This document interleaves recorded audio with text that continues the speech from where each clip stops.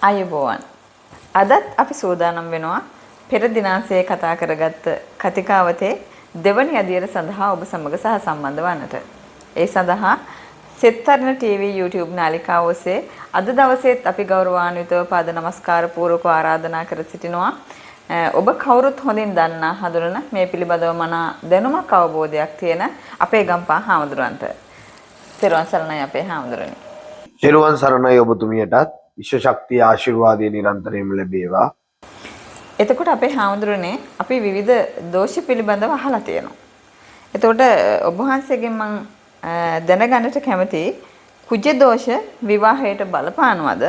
එහෙම බලපානවා නම් ඒ බලපාම ඇති වෙන්නේ මොන ආකාරයකටද කියලා. ඇත්තටම සුරේකනෝනා කියනවා නම් දෙන්නෙක් විවාහ ජීවිතයට පත් වෙනකොට ජ්‍යොතිෂ වේදියෙක් ගාවට දෛවඥයෙක් ගාවට ගිහිල්ලා අපි කේන්ද්‍ර පත්‍ර දෙක ඒ දෛවඥයාට දුන්නාම දෛවඥයා මුලින්ම බලන්න කාරණාව තමයි මේ දෙන්නාට කුජ දෝෂ තියනවද කියලා. මේ කුජ දෝෂ තියනවද කියලා බලන්න මේ කුජ කියලා කියන්නේ අඟහරු. අඟහරු කියන්නේ පොළව. පොළව කියලා කියන්නේ ටිකක් ඌෂ්ණාධික තැන. මේ ඌෂ්ණාධික තැන දෙන්නාටම උච්චව තියෙනවා නම් ඒ දෙන්නගේ ගැටුම් ඇතිවීම වැඩි. ගැටුම් ඇතිවීම පැතිරීම වැඩි.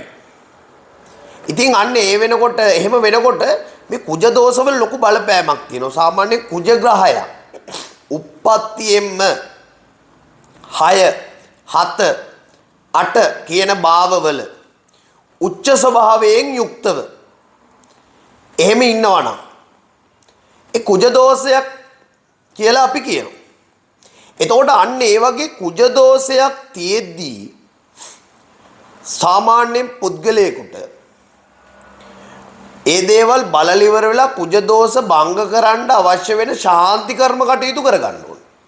අන්න එහෙම කරගත්තොත් ඒ දේවල් බලපෑමක් නැති කරගන්න පුළුවන්. දැන් සාමාන්‍යයෙන් ගත්තයන් පස්සේ කුජ ග්‍රහයා 8 වෙනි භාවයේ තුල ඉන්නවා. උච්චව. පුරුෂයාගේ හිත කියලා හිතන්නකො 8 වෙනි භාවයේ. එතකොට කාන්තාවගේ ඉන්නවා කුජ 3 වෙනි භාවයේ. හොඳයි. ගැළපීමක් තියෙනවා. මොකද 3 වෙනි භාවය කියලා කියන්නේ වික්‍රමස්ථානය. එතකොට 7 වෙනි භාවය කියලා කියන්නේ විවාහක ස්ථානේ. විවාහ 7 වෙන්නෙන් දෙවැන්නේ කුජ කියලා කියන්නේ ධනස්ථානේ. විවාහ ජීවිතයේ ධනය ආදී දේවල් හොඳයි.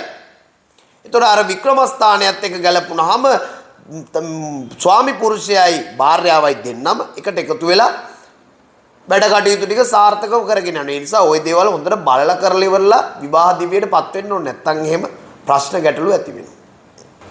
අපේ හාමුදුරනේ අපි සාමාන්‍යයෙන් විවාහයක් දෙදරා යනකොට වර්තමානයේ නම් විවිධ කරුණු කාරණා රාශියක් බලපානවා.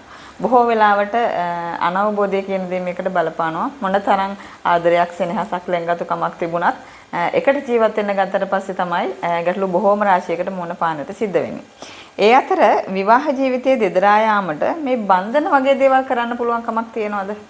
ඇත්තටම කියනවා නම් සුරේගනෝනා බන්ධන කියන දේවල් මේ ලෝකේ කරන්න පුළුවන්.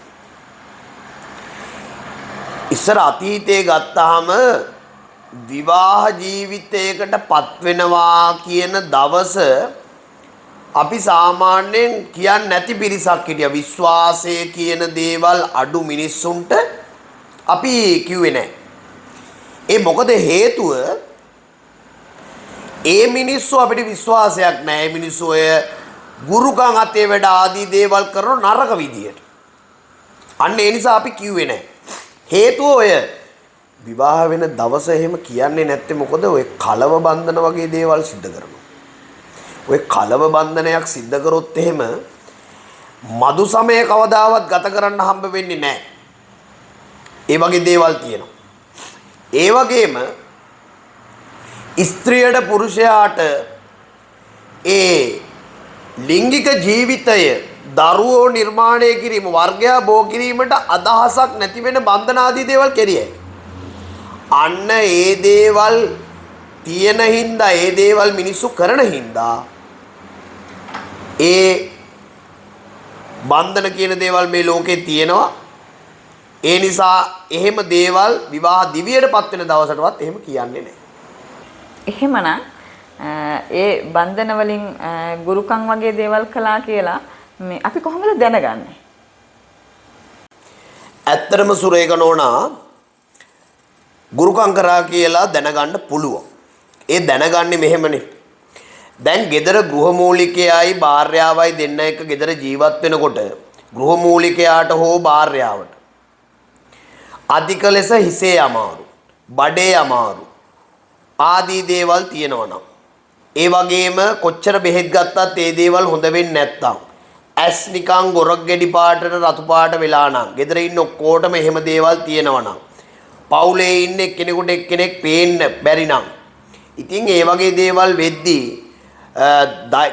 දෛනිකව හෝ යම්කිසි ක්‍රියාපටිපාටියකට අනුව නොහිතන වෙලාවක බඩේ අමාරු ඔළුවේ අමාරු ආදී දේවල් එනවනම් ගෙවල් දොරවල් වල නොහිතන වෙලාවල් වලට ගඳ ආදී දේවල් එනවනම් විවිධාකාර වූ අපිට පේන දේවල් ක්‍රමානුකූල භාවයකින් තොරව අක්‍රමවත්ව සිද්ධ වෙනවනම් ආන්න එතකොට නම් අනිවාර්යෙන්ම ගුරුකමක් කරලා කියලා ඉවර වෙලා 90%ක්ම විශ්වාස කරන්න පුළුවන්. ආන්න ඒ නිසා ඒවා හොයලා බලන්න පුළුවන්. ඒවට විවිධාකාර වූ ක්‍රම උපායන් අපි ගාව තියෙනවා. ඉතින් ඒකයි මේ ගම්පා හාමුදුරු ගාව මේ හැම දෙයක්ම තියෙන හින්දා තමයි මේ දේවල් මේ විදිහට කියන්නේ.